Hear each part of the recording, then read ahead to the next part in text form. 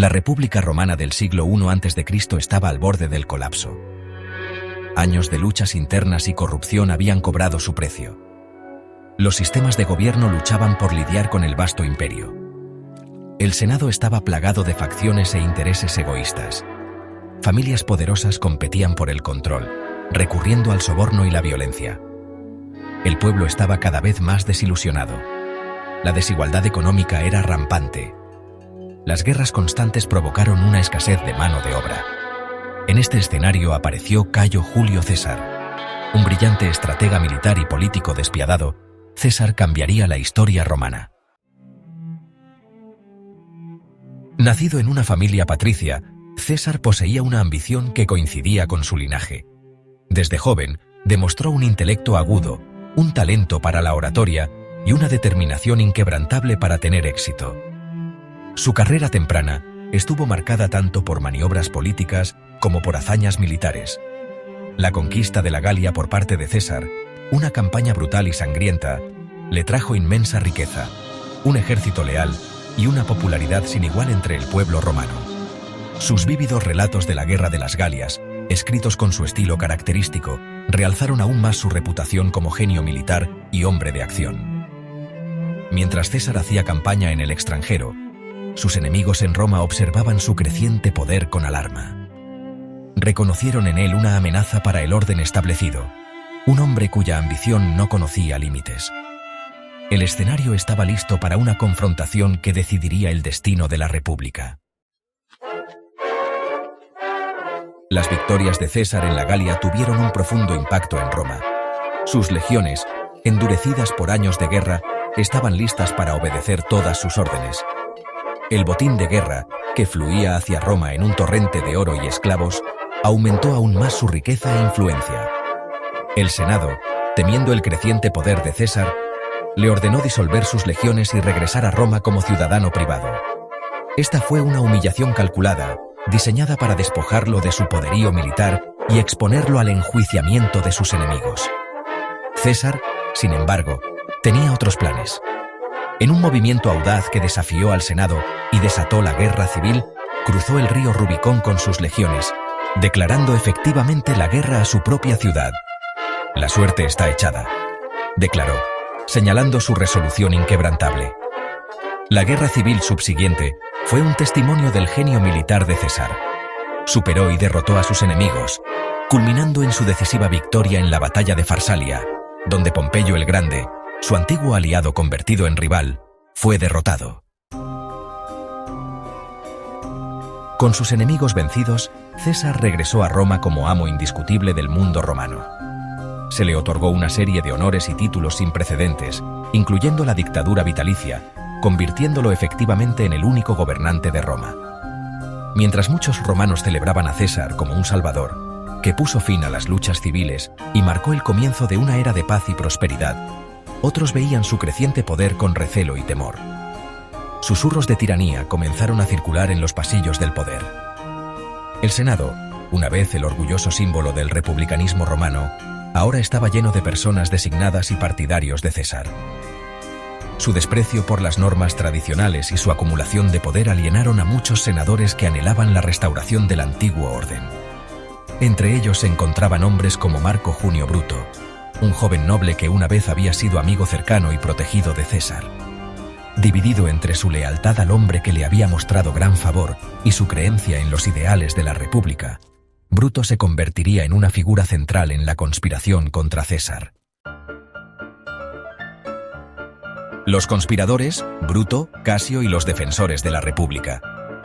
Cayo Casio Longino, un general experimentado y un republicano acérrimo, se convirtió en la fuerza impulsora detrás de la conspiración.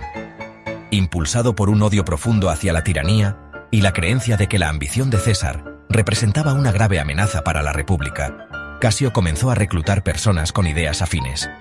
Bruto, con su linaje impecable y su reputación de honor, fue un activo crucial para los conspiradores. Su participación le dio un aire de legitimidad a su causa, transformándola de un mero acto de asesinato político en una noble defensa de la libertad romana. Los conspiradores, que finalmente sumaban más de 60 senadores, eran un grupo diverso, unidos por su oposición a César. Algunos estaban motivados por agravios personales, otros por convicciones ideológicas, pero todos creían que la muerte de César era necesaria para salvar la República. Planearon su movimiento cuidadosamente, conscientes de que el fracaso significaría una muerte segura. Eligieron atacar en los idus de marzo o 15 de marzo, durante una reunión del Senado, donde César sería más vulnerable. Los idus de marzo. Susurros de conspiración. A medida que se acercaban los idus de marzo, un aire de inquietud se asentó sobre Roma. Los rumores de complots contra la vida de César habían estado circulando durante semanas, pero él los descartó como charlas ociosas de hombres envidiosos. Adivinos le habían advertido que tuviera cuidado con los idus de marzo, pero él se mantuvo desafiante. En la mañana del 15 de marzo, César se preparó para asistir a la reunión del Senado. Su esposa, Calpurnia, preocupada por vívidas pesadillas, le rogó que se quedara en casa. Un sacrificio, realizado por los sacerdotes, reveló presagios desfavorables, lo que aumentó aún más su ansiedad. César, sin embargo, no era un hombre que se dejara influir fácilmente por la superstición. Había desafiado a sus enemigos y superado innumerables desafíos a lo largo de su vida. No se dejaría intimidar por el miedo o la superstición. Ignorando las súplicas de su esposa y las advertencias de los adivinos, César se dirigió al Senado, acompañado por sus leales seguidores. No tenía idea de que estaba caminando hacia una trampa cuidadosamente orquestada, una que sellaría su destino y alteraría para siempre el curso de la historia. ¿Tú también, Bruto? El asesinato de César. El Senado se reunió en el Teatro de Pompeyo. Cuando César entró, rodeado de su séquito, los conspiradores se colocaron en sus puestos. Un grupo de senadores se acercó a César, presentándole una petición. Mientras César leía el documento, Tilio Cimber agarró su toga, tirando de ella hacia abajo. Esta era la señal. Casca sacó su daga y asestó el primer golpe, cortando el cuello de César. César gritó de sorpresa. Los otros conspiradores rodearon a César, con sus dagas brillando bajo la luz del sol. César se cubrió la cabeza con la toga, protegiéndose de los golpes. Cayó al suelo, su cuerpo atravesado por 23 puñaladas, al pie de una estatua de Pompeyo.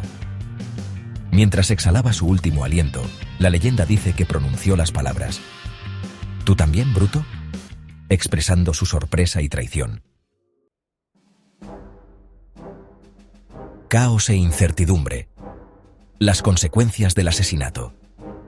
El asesinato de César sumió a Roma en el caos. Los conspiradores, con sus togas manchadas de sangre, salieron del Senado, blandiendo sus dagas y proclamando que habían liberado a Roma de un tirano. La ciudad, sin embargo, no estalló en celebración como habían anticipado. En cambio, se encontraron con un silencio atónito, seguido de pánico y confusión. La gente, acostumbrada a la mano firme de César, no estaba segura de lo que deparaba el futuro. Marco Antonio, el leal lugarteniente de César, tomó el control de la ciudad, explotando hábilmente el dolor y la ira del público para cambiar el rumbo contra los asesinos. En una poderosa oración fúnebre, conmovió a la multitud, recordándoles los logros de César e incitándolos a buscar venganza contra sus asesinos. El asesinato, destinado a restaurar la República, tuvo el efecto contrario. Desencadenó una nueva ronda de guerras civiles, que finalmente culminarían con el ascenso del hijo adoptivo de César, Octaviano, como el primer emperador romano, Augusto. El legado duradero de César. De dictador a leyenda. El asesinato de Julio César en los idus de marzo del año 44 a.C. sigue siendo uno de los eventos más infames de la historia. Marcó el final de la República Romana y el comienzo del Imperio Romano. Un periodo de paz y prosperidad sin precedentes, pero también marcado por un gobierno autocrático. El legado de César es complejo. Fue un brillante estratega militar, un político astuto y un líder visionario que dejó una huella indeleble en el curso de la civilización occidental. Reformó el calendario romano, expandió la ciudadanía romana y sentó las bases del Imperio Romano. Sin embargo, también fue un dictador despiadado que destruyó la misma república que decía estar salvando.